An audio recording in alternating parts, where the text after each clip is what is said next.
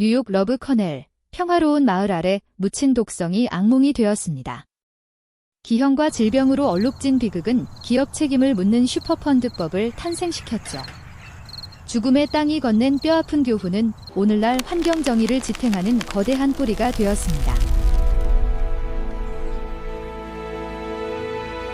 1970년대 말 뉴욕주 나이아가라 폴스의 한 주택가에서 이상한 일들이 벌어지기 시작했다. 아이들이 화학 화상을 입었고 기형아 출산이 빈발했으며 암 발생률이 비정상적으로 높았다. 주민들은 집 지하실에서 이상한 냄새가 난다고 호소했고 뒷마당에서 검은 액체가 스며 나왔다. 이 모든 일들이 일어난 곳은 러브 커넬이라는 평범한 이름의 주택가였다. 하지만 이 땅에는 어둡고 치명적인 비밀이 숨겨져 있었다. 1940년대와 1950년대 후커 화학회사가 이곳에 21,000톤의 유독성 화학 폐기물을 매립했던 것이다. 다이옥신, 벤젠, 클로로포름 등 82종의 화학물질이 단순히 드럼통에 담겨 땅에 묻혀 있었다. 1953년 후커 화학회사는 이 땅을 나이아가라 폴스 교육청에 $1에 팔았다. 계약서에는 매립된 화학물질로 인한 모든 책임을 면제한다는 조항이 포함되어 있었다. 그 위에 초등학교가 건설되었고 주변에는 주택가가 들어섰다. 99번 초등학교와 239채의 주택이 화학 폐기물 매립지 바로 위에 세워진 것이다. 러브 커넬 사건은 환경오염에 참혹한 결과를 보여주는 대표적인 사례가 되었다.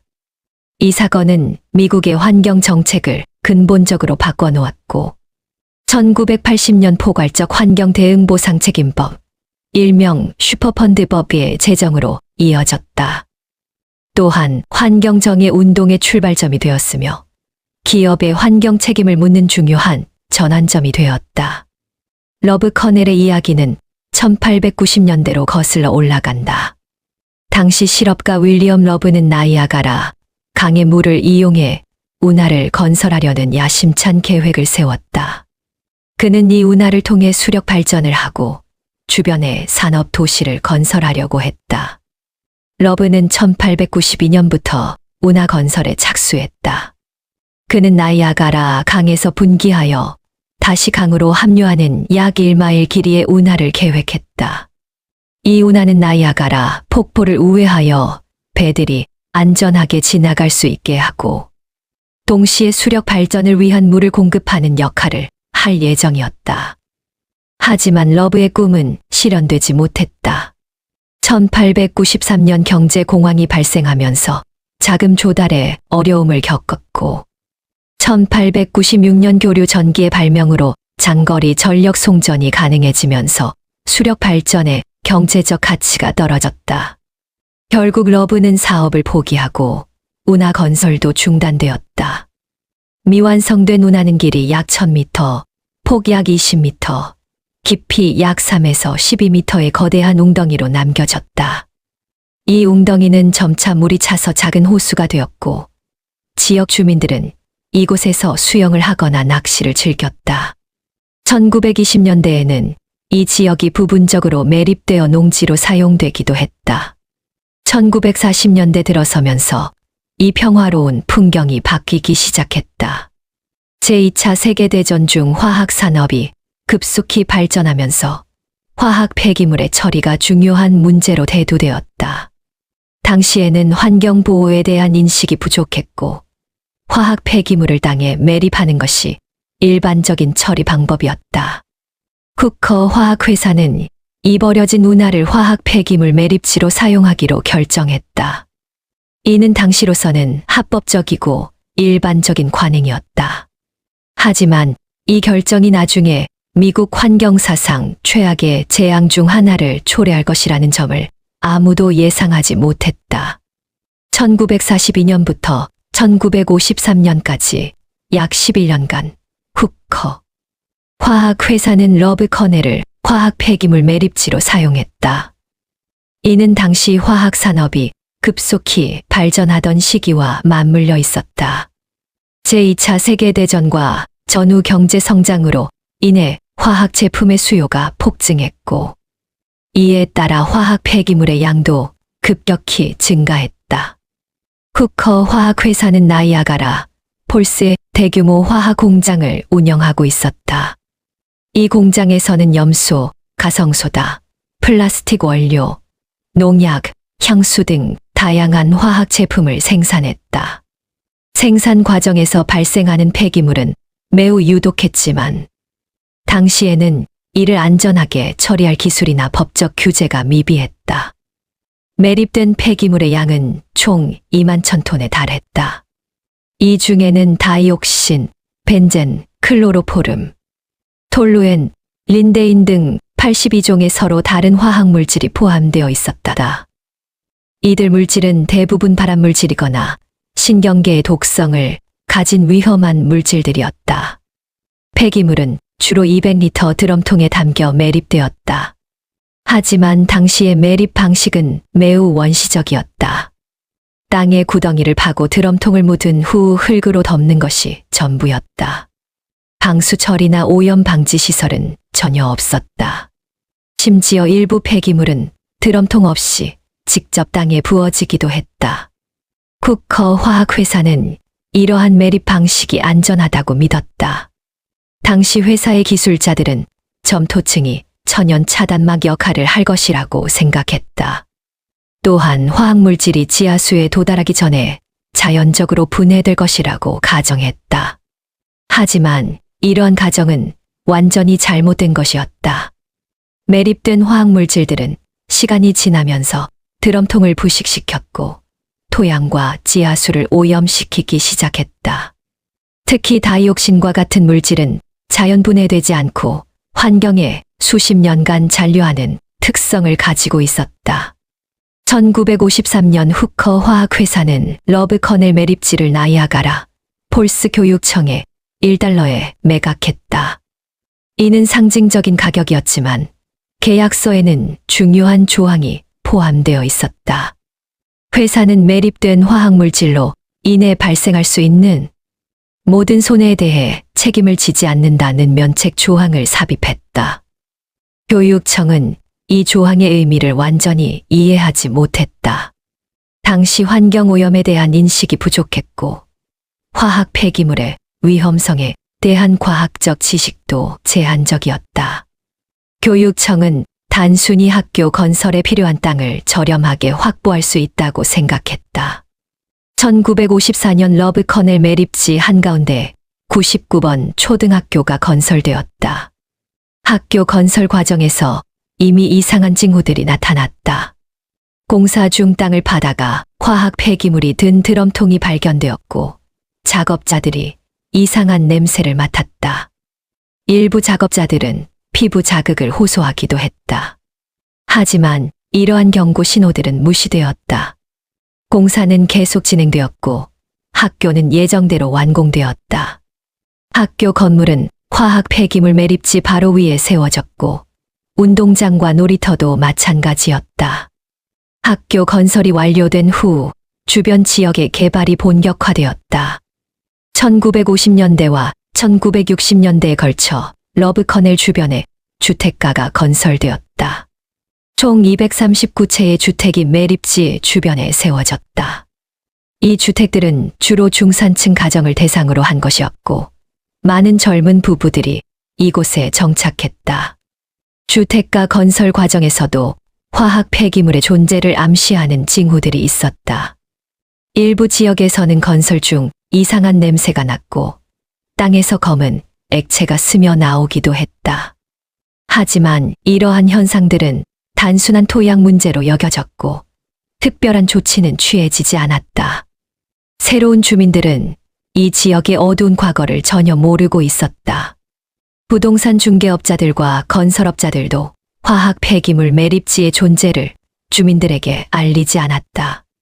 많은 가정들이 꿈에 그리던 내 집 마련의 기쁨에 젖어 러브 커넬 지역에 정착했다. 1970년대 들어서면서 러브 커넬 지역에 이상한 현상들이 나타나기 시작했다. 처음에는 사소한 불편함으로 여겨졌던 일들이 점차 심각한 문제로 대두되었다.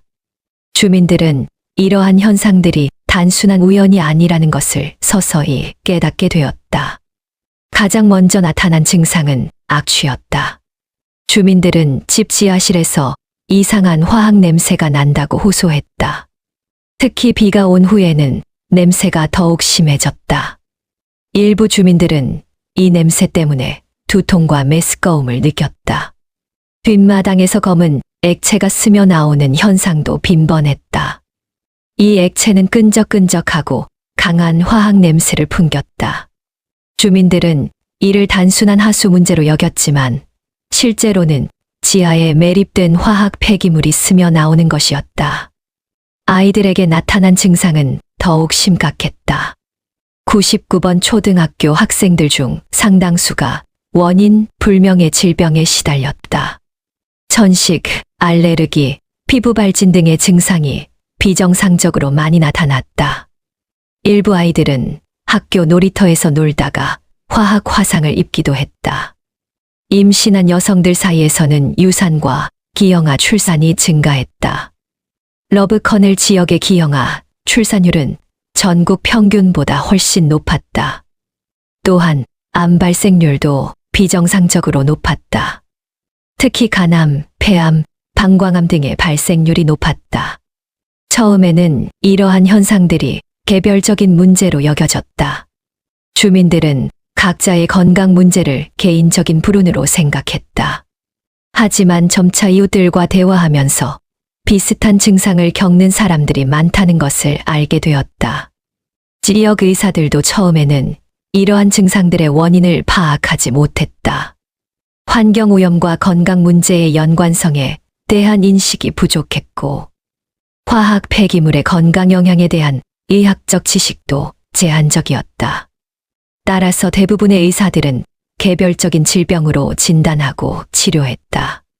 1978년 8월, 러브커넬 지역에 사는 27세 주부 로이스 깁스가 지역 신문에서 충격적인 기사를 읽었다.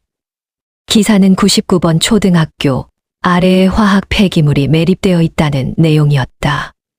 이 기사를 읽은 깁스는 자신의 아들 마이클이 겪고 있는 건강 문제의 원인을 깨달았다. 마이클은 99번 초등학교에 다니면서 계속해서 건강 문제를 겪고 있었다. 천식, 간질, 학습 장애 등 다양한 증상이 나타났지만 의사들은 명확한 원인을 찾지 못했다. 깁스는 아들의 건강 문제가 학교 아래 매립된 화학 폐기물과 관련이 있다고 확신했다. 깁스는 즉시 행동에 나섰다. 그녀는 이웃들을 찾아가서 비슷한 건강 문제를 겪고 있는지 조사했다. 놀랍게도 많은 가정에서 유사한 증상을 겪고 있었다. 특히 99번 초등학교 주변에 사는 가정들에서 건강 문제가 집중적으로 나타났다. 깁스는 체계적으로 건강 피해 현황을 조사했다. 그녀는 집집마다 방문하여 주민들의 건강 상태를 조사하고 이를 지도에 표시했다. 그 결과 러브커넬 매립지 주변에 건강 문제가 집중되어 있다는 것을 확인할 수 있었다. 조사 결과는 충격적이었다. 러브커넬 지역의 유산율은 전국 평균의 3배였고 기형아 출산율은 4배였다. 암 발생률도 비정상적으로 높았다. 특히 아이들의 건강 문제가 심각했는데 중추신경계 장애, 학습 장애, 성장 장애 등이 빈발했다. 깁스는 이 정보를 바탕으로 주민들을 조직했다. 1978년 8월 러브커넬 주민협회가 결성되었고 깁스가 회장이 되었다. 이 협회는 주민들의 건강을 보호하고 정부의 대책을 요구하는 것을 목적으로 했다. 주민협회는 즉시 활동에 나섰다. 그들은 99번 초등학교의 폐쇄를 요구했고 정부의 건강 조사를 요청했다. 또한 언론을 통해 러브커넬 문제를 알리려고 노력했다. 깁스는 뛰어난 조직력과 언론 감각을 발휘하여 이 문제를 전국적 이슈로 만들었다. 주민들의 요구에 따라 1978년 뉴욕주 보건부가 러브커넬 지역에 대한 본격적인 조사에 착수했다. 초기 조사는 환경오염의 실태를 파악하는 것에 초점을 맞췄다. 과학자들은 토양, 지하수, 실내 공기 등을 샘플링하여 화학물질의 농도를 측정했다. 조사 결과는 예상보다 훨씬 심각했다. 토양에서는 다이옥신이 정상 수치의 5,000배나 검출되었다. 지하수에서는 벤젠, 클로로포름, 톨루엔 등 발암물질이 기준치를 크게 초과하여 발견되었다. 일부 주택의 지하실에서는 유독가스가 검출되어 즉시 대피해야 할 수준이었다. 가장 충격적인 발견은 화학물질이 매립지 경계를 넘어 광범위하게 확산되었다는 점이었다.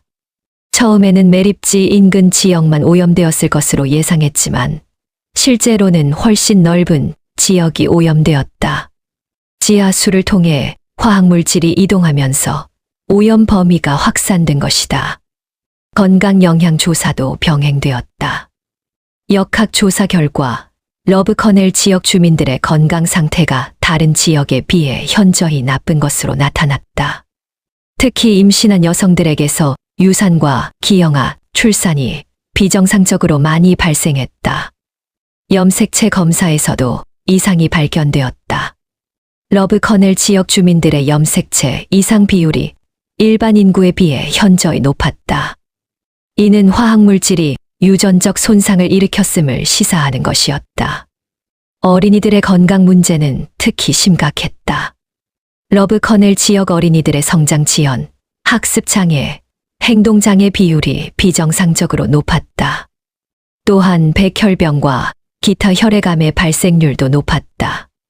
이러한 과학적 증거들은 러브커넬 지역의 환경오염과 건강, 피해 사이의 인과관계를 명확히 보여주었다. 더 이상 우연의 일치라고 할 수 없을 정도로 증거가 압도적이었다. 과학적 조사 결과가 나오자 정부는 더 이상 이 문제를 무시할 수 없었다. 1978년 8월 2일 뉴욕주 보건부는 러브커넬 지역에 대한 공중보건 비상사태를 선포했다. 이는 뉴욕주 역사상 환경오염으로 인한 첫 번째 비상사태 선포였다. 비상사태 선포와 함께 즉각적인 대응 조치가 시행되었다. 99번 초등학교는 즉시 폐쇄되었고 매립지에 인접한 239채의 주택 중 가장 위험한 지역의 주민들이 대피했다. 첫 번째 대피 대상은 매립지 바로 인접한 두 블록의 주민들이었다. 대피는 자발적이었지만 대부분의 주민들이 이에 응했다. 정부는 대피 주민들에게 임시 거처를 제공하고 이사 비용을 지원했다. 또한 주택 구입 비용을 보상하기로 약속했다. 하지만 대피 범위를 둘러싸고 논란이 벌어졌다. 초기 대피 대상은 매립지 바로 인접한 지역에 국한되었지만 오염이 더 넓은 지역에 확산되었다는 증거가 나타났다. 대피 대상에서 제외된 주민들은 자신들도 위험에 노출되어 있다고 주장했다. 로이스 깁스를 비롯한 주민 활동가들은 대피 범위 확대를 요구했다. 그들은 정부가 경제적 부담을 우려하여 대피 범위를 의도적으로 제한하고 있다고 비판했다. 이로 인해 정부와 주민들 사이에 갈등이 심화되었다. 1980년 5월 추가적인 건강조사 결과가 발표되었다.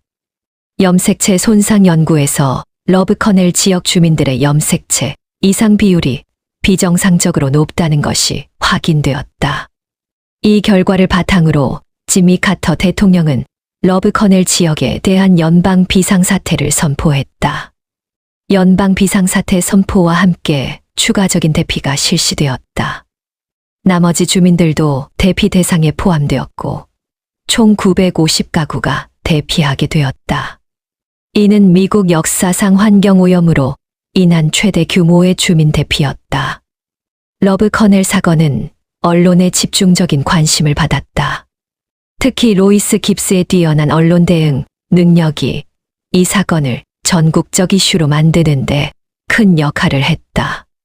그녀는 기자들과의 인터뷰에서 주민들의 고통을 생생하게 전달했고 정부의 미온적 대응을 비판했다. 초기 언론 보도는 주로 지역 언론을 중심으로 이루어졌다. 나이아가라 가제트의 마이클 브라운 기자가 이 사건을 처음으로 깊이 있게 보도했다. 그의 기사는 러브 커넬 문제를 외부에 알리는 중요한 역할을 했다. 곧 전국 언론들도 이 사건에 주목했다. 뉴욕타임스, 워싱턴 포스트, 타임 매거진 등이 러브 커넬 사건을 대대적으로 보도했다. 특히 어린이들의 건강 피해에 대한 보도는 전국적인 공분을 불러일으켰다.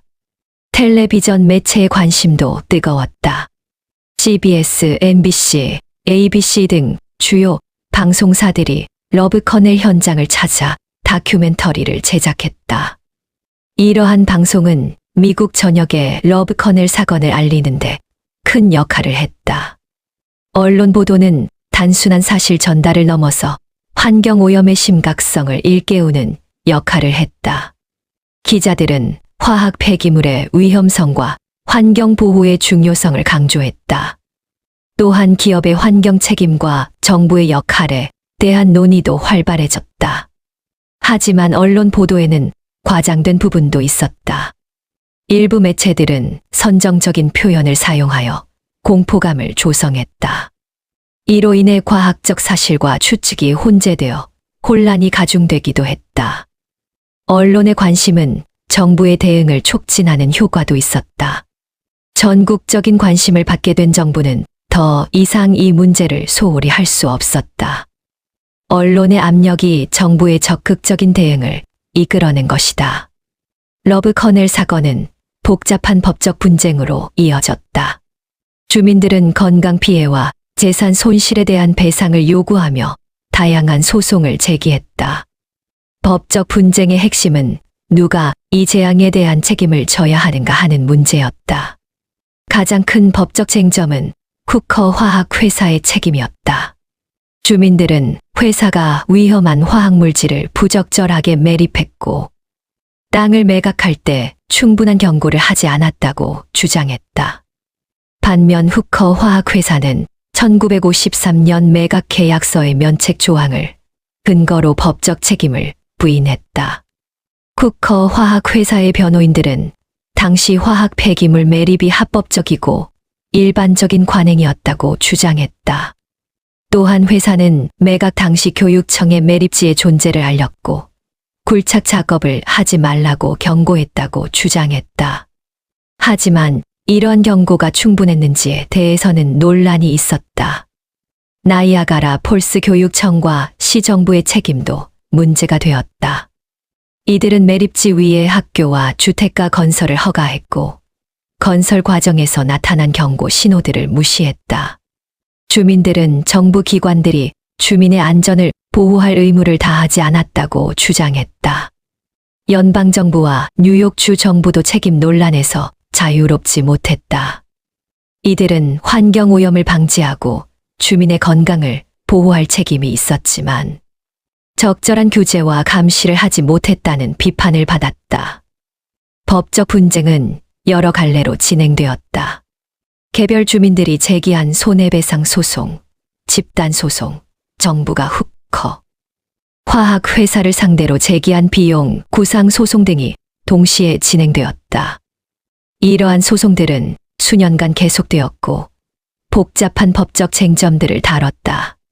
1994년 마침내 대부분의 소송이 합의로 마무리되었다. 쿠커 화학회사 당시 옥시덴털 케미컬로 회사명 변경은 총 2억 달러 이상을 배상하기로 했다. 이 중 상당 부분은 정부의 정화 비용을 충당하는 데 사용되었고 일부는 주민들에게 직접 배상되었다. 하지만 법적 배상만으로는 주민들이 겪은 고통을 완전히 보상할 수 없었다. 많은 주민들이 건강을 잃었고 일부는 생명까지 잃었다. 이러한 손실은 돈으로 계산할 수 없는 것들이었다. 러브 커넬 지역의 정화 작업은 1980년대부터 시작되어 수십 년간 계속되었다. 이는 미국 환경사상 가장 큰 규모의 정화 작업 중 하나였다. 총 정화 비용은 4억 달러를 넘어섰다. 정화 작업의 첫 번째 단계는 추가 오염을 방지하는 것이었다. 매립지 주변에 차단벽을 설치하여 오염된 지하수의 확산을 막았다. 또한 매립지 표면을 점토와 플라스틱 시트로 덮어 빗물의 침투를 차단했다. 오염된 토양의 처리는 가장 어려운 과제였다. 2만 천 톤의 화학 폐기물이 토양과 섞여 있어서 완전한 제거가 불가능했다. 대신 오염된 토양을 굴착하여 안전한 장소에 재매립하는 방법이 선택되었다. 지하수 정화는 더욱 복잡한 문제였다. 오염된 지하수를 펌핑하여 처리하는 시스템이 설치되었다. 하지만 지하수는 계속 흐르기 때문에 정화 작업이 오랜 시간이 걸렸다. 일부 화학물질은 토양에 흡착되어 쉽게 제거되지 않았다. 공기 중 유독가스의 제거도 중요한 과제였다. 매립지에서 발생하는 유독가스를 포집하여 처리하는 시스템이 설치되었다. 이는 주변 지역으로의 가스 확산을 방지하는 데 중요한 역할을 했다. 정화 기술의 발전도 이루어졌다. 러브커넬 정화 작업을 통해 새로운 환경 정화 기술들이 개발되고 검증되었다. 이러한 기술들은 나중에 다른 오염 지역의 정화에도 활용되었다. 하지만 완전한 정화는 불가능했다. 일부 화학물질은 자연 분해되지 않고 환경에 수십 년간 잔류했다. 따라서 정화보다는 오염의 확산 방지와 위험 관리에 중점을 둔 접근법이 채택되었다. 정화 작업의 효과를 모니터링하는 것도 중요했다. 지속적인 환경 모니터링을 통해 정화 작업의 진행 상황을 평가하고 필요에 따라 추가 조치를 취했다. 러브커넬 사건은 미국 환경 정책의 전환점이 되었다. 가장 중요한 변화는 1980년 포괄적 환경 대응 보상 책임법, 일명 슈퍼펀드법의 제정이었다. 슈퍼펀드법은 러브커넬과 같은 환경 재앙을 방지하고 기존 오염 지역을 정화하기 위해 만들어졌다. 이 법은 환경 오염의 책임자가 정화 비용을 부담하도록 하는 오염자 부담 원칙을 확립했다. 슈퍼펀드법의 핵심은 국가 우선순위 목록의 작성이었다. 이는 전국에서 가장 위험한 오염 지역들을 선정하여 우선적으로 정화하는 제도였다. 러브커넬은 당연히 이 목록의 첫 번째 항목이 되었다. 법은 또한 환경보호청에 강력한 권한을 부여했다. EPA는 오염 지역을 조사하고 책임자를 찾아 정화 비용을 청구할 수 있게 되었다. 책임자가 정화를 거부하면 정부가 직접 정화하고 비용을 구상할 수 있었다. 슈퍼펀드의 재원은 화학 및 석유 산업에 부과하는 세금으로 조성되었다. 이는 환경오염의 잠재적 원인 제공자들이 정화 비용을 부담한다는 원칙에 따른 것이었다. 슈퍼펀드법 제정 이후 전국적으로 환경오염 지역에 대한 조사가 본격화되었다. 그 결과 수천 개의 오염 지역이 발견되었고, 이 중 가장 위험한 곳들이 NPL에 등재되어 정화 작업이 시작되었다. 법의 제정은 또한 기업들의 환경 경영 의식을 변화시켰다. 환경 오염에 대한 법적 책임이 강화되면서 기업들은 환경 보호에 더 많은 관심을 기울이게 되었다. 예방이 사후 정화보다 경제적이라는 인식이 확산되었다. 하지만 슈퍼펀드법도 한계가 있었다. 정화 작업이 예상보다 오래 걸리고 비용이 많이 들었다. 또한 법적 분쟁이 복잡해져서 정화보다 소송에 더 많은 시간과 비용이 소요되는 경우도 있었다. 러브커넬 사건은 환경오염과 건강 영향에 대한 과학적 연구를 크게 발전시켰다. 이는 환경역학이라는 새로운 학문 분야의 발전에 기여했다. 러브커넬 주민들에 대한 건강 연구는 1978년부터 시작되어 수십 년간 계속되었다. 이는 환경오염이 인간 건강에 미치는 장기적 영향을 추적한 최초의 대규모 연구 중 하나였다. 초기 연구에서는 급성 건강 영향에 초점을 맞췄다. 피부 자극, 호흡기 문제, 신경계 증상 등이 주요 관심사였다. 하지만 시간이 지나면서 만성질환과 장기적 건강 영향에 대한 연구가 더 중요해졌다. 가장 주목받은 연구는 염색체 손상에 관한 것이었다. 1980년 발표된 연구에서 러브커넬 주민들의 염색체 이상 비율이 일반 인구보다 높다는 결과가 나왔다. 이는 화학물질이 유전적 손상을 일으킬 수 있음을 시사하는 중요한 발견이었다. 암 발생률에 대한 연구도 지속적으로 이루어졌다. 장기간의 추적 연구 결과 러브커넬 지역 주민들의 특정 암 발생률이 일반 인구보다 높다는 것이 확인되었다. 특히 방광암, 폐암, 혈액암의 발생률이 높았다. 생식 건강에 대한 연구도 중요한 결과를 보여주었다. 러브커넬 지역의 유산율과 기형아, 출산율이 다른 지역보다 높다는 것이 확인되었다.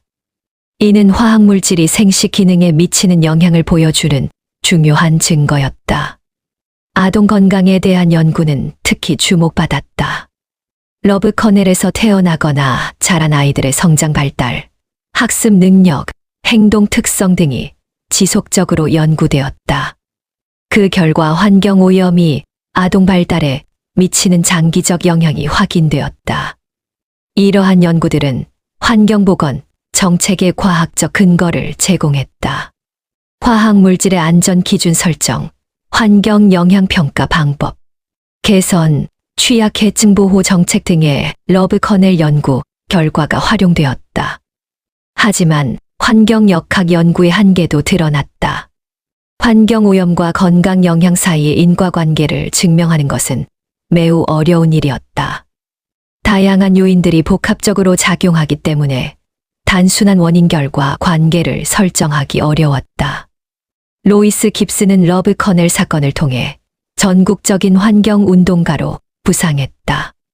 그녀의 활동은 단순히 러브커넬 문제 해결에 그치지 않고 전국적인 환경정의 운동의 출발점이 되었다. 깁스는 1981년 시민환경건강센터를 설립했다. 이 단체는 환경오염으로 피해를 받는 지역사회를 지원하고 시민들이 환경 문제에 대응할 수 있도록 도움을 제공했다. 깁스의 활동 철학은 풀뿌리 민주주의에 기반했다. 그녀는 환경 문제의 해결은 전문가나 정부에만 맡겨서는 안 되고 피해를 받는 지역사회 주민들이 직접 나서야 한다고 믿었다. 이는 기존의 하향식 환경 정책과는 다른 접근법이었다. 환경정의라는 개념도 러브커넬 사건에서 출발했다. 이는 모든 사람이 인종, 소득, 거주지와 관계없이 깨끗하고 안전한 환경에서 살 권리가 있다는 개념이었다. 환경 오염이 주로 저소득층과 소수 집단 거주지에 집중되는 현상을 문제 삼은 것이다. 깁스는 전국을 다니며 비슷한 환경 문제를 겪는 지역사회를 지원했다. 그녀의 경험과 노하우는 다른 지역의 환경 운동에 큰 도움이 되었다. 특히 주민 조직 방법, 언론 대응 전략, 정부와의 협상, 기법 등이 널리 전파되었다. 깁스의 활동은 정부 정책에도 영향을 미쳤다. 1994년 빌 클린턴 대통령은 환경정의에 관한 행정명령을 발표했다. 이는 연방정부 기관들이 환경정책을 수립할 때 소수 집단과 저소득층에 미치는 영향을 고려하도록 한 것이었다. 하지만 깁스의 활동이 항상 순탄했던 것은 아니다. 그녀는 종종 기업과 정부로부터 압력을 받았고 개인적인 공격도 당했다. 하지만 그녀는 굴복하지 않고 계속해서 환경정의를 위해 싸웠다. 깁스의 유산은 현재까지도 계속되고 있다. 전국의 많은 환경운동가들이 그녀의 모델을 따라 활동하고 있고 환경정의는 환경운동의 중요한 가치로 자리 잡았다. 러브커넬 사건은 기업의 환경 책임에 대한 사회적 인식을 크게 변화시켰다. 이전에는 환경오염이 경제 발전에 불가피한 부작용으로 여겨졌지만 이 사건 이후 기업의 적극적인 환경 책임이 요구되기 시작했다. 쿠커 화학회사의 사례는 기업이 환경오염으로 인한 장기적 법적 재정적 책임을 질 수 있음을 보여주었다. 이는 다른 기업들에게 경고가 되었고 환경 관리의 중요성을 인식시켰다. 많은 기업들이 환경 경영 시스템을 도입하기 시작했다. 환경 영향 평가, 폐기물 관리, 오염 예방 등이 기업 경영의 중요한 요소로 자리 잡았다. 이는 단순히 법적 규제 준수를 넘어서 적극적인 환경 보호를 추구하는 방향으로 발전했다. 화학 산업계는 특히 큰 변화를 겪었다. 1985년 레스폰시블 케어 프로그램이 시작되었다. 이는 화학 회사들이 자발적으로 환경 안전과 보건을 개선하기 위한 업계 차원의 노력이었다. 환경 정보 공개도 중요한 변화였다. 1986년 독성 물질 배출 목록 제도가 도입되었다. 이는 기업들이 유독물질의 배출량을 공개하도록 한 것으로 환경 정보의 투명성을 크게 높였다. 소비자들의 환경 의식도 변화했다. 환경 친화적 제품에 대한 수요가 증가했고 환경 오염을 일으키는 기업에 대한 불매 운동도 벌어졌다.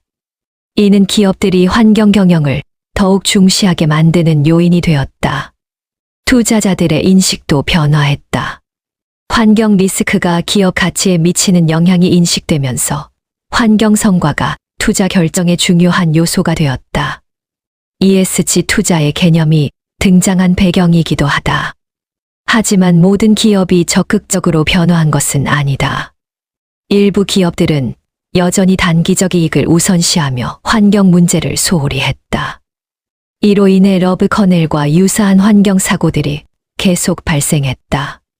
러브커넬 사건은 미국을 넘어서 전 세계 환경 운동에 영향을 미쳤다. 이 사건은 환경 오염의 심각성과 시민 참여의 중요성을 보여주는 대표적 사례가 되었다. 유럽에서는 러브커넬 사건을 계기로 화학물질 규제가 강화되었다. 특히 독일과 네덜란드에서는 토양 오염 방지법이 제정되었고 기업의 환경 책임이 강화되었다. 일본에서도 러브커넬 사건이 큰 관심을 받았다. 일본은 이미 미나마타병, 이타이이타이병 등 산업공해로 인한 건강 피해를 경험했기 때문에 러브커넬 사건에 대해 높은 관심을 보였다. 이는 일본의 환경 정책 강화에도 영향을 미쳤다. 개발도상국에서도 러브커넬 사건의 교훈이 주목받았다. 경제 발전 과정에서 환경 보호를 소홀히 하면 큰 대가를 치를 수 있다는 것을 보여주는 사례로 인식되었다. 국제환경협약에도 영향을 미쳤다. 1989년 바젤 협약이 체결되는데 러브커넬 사건이 중요한 배경이 되었다. 환경 NGO들의 국제적 연대도 강화되었다. 로이스 깁스와 같은 환경운동가들이 국제적으로 경험을 공유하면서 환경운동의 글로벌 네트워크가 형성되었다. 학술 분야에서도 국제적 교류가 활발해졌다. 환경보건, 환경역학, 환경정해 등의 연구 분야에서 국제 협력이 증가했다. 러브커넬 연구의 방법론과 결과가 다른 나라의 환경보건 연구에도 활용되었다. 하지만 국제적 확산에는 한계도 있었다. 각국의 법적, 제도적 차이로 인해 러브커넬의 교훈이 완전히 적용되기는 어려웠다. 또한 개발도상국에서는 경제 발전이 우선시되어 환경 보호가 뒷전으로 밀리는 경우가 많았다. 러브커넬 사건이 발생한 지 40년 넘게 지났지만 그 영향은 여전히 계속되고 있다. 현재 러브커넬 지역은 어떤 상황일까? 정화 작업은 2004년 공식적으로 완료되었지만 완전한 정화는 이루어지지 않았다. 여전히 일부 지역에서는 화학물질이 검출되고 있고 지속적인 모니터링이 이루어지고 있다. 매립지 자체는 점토와 플라스틱으로 덮여 있고 주변에는 차단벽이 설치되어 있다. 주거 지역으로의 재개발은 제한적으로 이루어졌다. 매립지에서 가장 멀리 떨어진 일부 지역에만 주택이 건설되었고 매립지 인근 지역은 여전히 거주 금지 구역으로 남아있다. 99번 초등학교 부지는 공원으로 조성되었다. 건강 모니터링도 계속되고 있다. 러브 커넬 지역에 거주했던 주민들과 그 자녀들에 대한 장기 추적 연구가 진행되고 있다.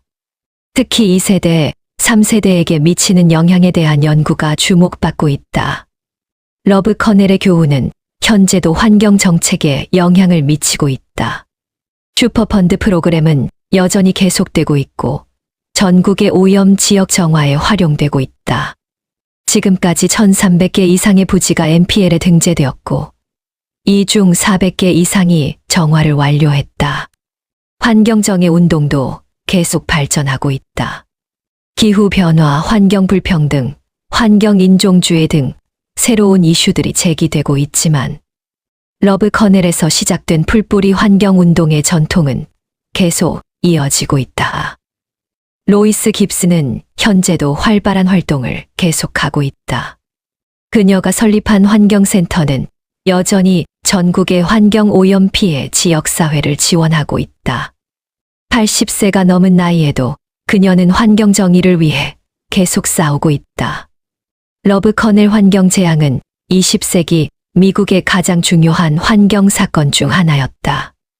이 사건은 환경 오염의 참혹한 결과를 보여주었고 동시에 시민 참여와 환경 정의의 중요성을 일깨워 주었다.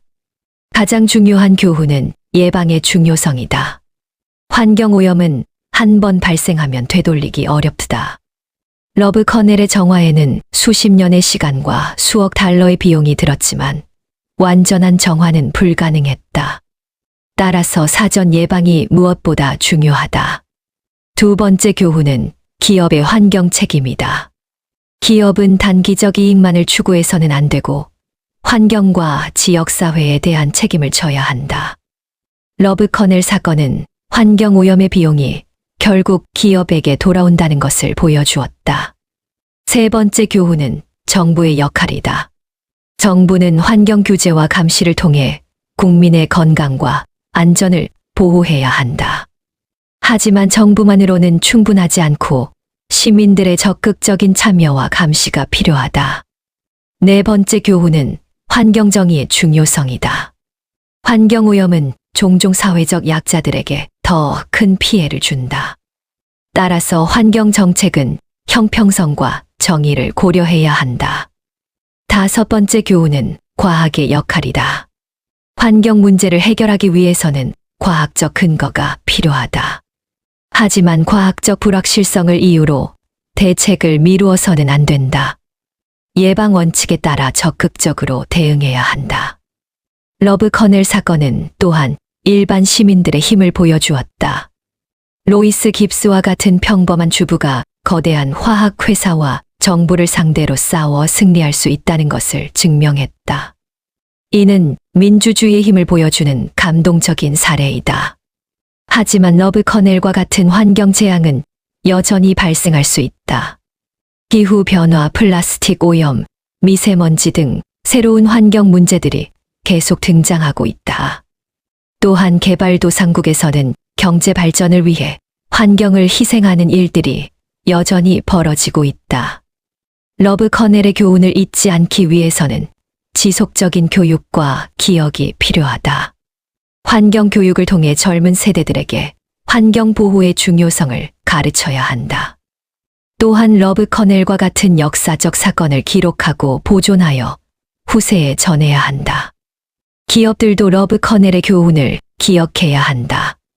단기적 이익을 위해 환경을 파괴하면 결국 더 큰 대가를 치르게 된다.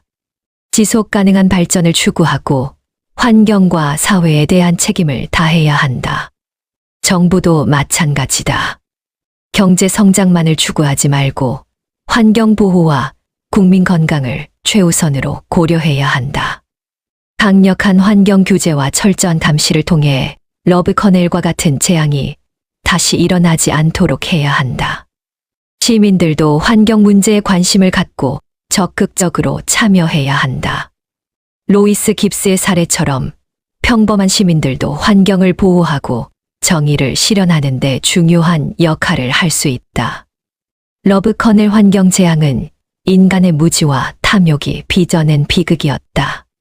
하지만 동시에 인간의 용기와 연대가 만들어낸 희망의 이야기이기도 하다. 2만 천 톤의 화학 폐기물이 만든 침묵의 살인은 끝났지만 그 교훈은 영원히 기억되어야 한다. 환경은 우리 모두의 것이다. 우리가 물려받은 지구를 다음 세대에게 온전히 물려주는 것은 우리의 의무이다. 러브 커넬의 아픔을 기억하며 더 나은 환경을 위해 함께 노력해야 한다. 그것이 희생된 사람들에 대한 진정한 추모이자 미래 세대에 대한 우리의 책임이다. 러브 커넬은 이제 조용한 공원이 되었다. 하지만 그 땅 아래에는 여전히 화학 폐기물이 묻혀 있고 그 기억은 영원히 남을 것이다. 이 기억이 우리에게 주는 교훈을 잊지 않는 한 러브 커넬의 비극은 헛되지 않을 것이다. 본 콘텐츠는 역사적 사실을 다루며 임의로 각색된 부분도 포함하고 있습니다. 제공된 정보의 활용 여부 및 그에 따른 모든 책임은 전적으로 시청자 본인에게 있습니다.